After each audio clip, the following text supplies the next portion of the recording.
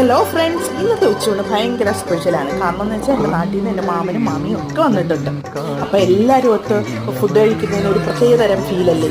അപ്പോൾ ആഹാരമൊക്കെ ഇങ്ങനെ വിളമ്പുകയാണ്. ആഹാരം വിളമ്പുക എൻ്റെ മാമിയാണ്.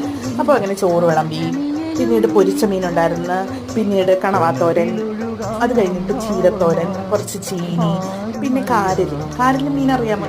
എന്താണ് അതിന് നിങ്ങളുടെ നാട്ടിൽ എന്താ പറയുന്നതെന്ന് എനിക്കറിയത്തില്ല. കാരന് മീൻ മുളകിട്ടതുണ്ടായിരുന്നു. അങ്ങനെ അതെല്ലാം കൂടെ കൂട്ടി, പിന്നെ മാമിയുടെ സ്പെഷ്യൽ രസം ഉണ്ടായിരുന്നു. അങ്ങനെ രസവും, അങ്ങനെ അച്ചാറ്, ദാണ്ട് കണവാത്തോരൻ, മീൻ പൊരിച്ചത്, ചീരത്തോരൻ, ചക്കയല്ല ചീനി എന്ന് പറയുന്നത് കപ്പ.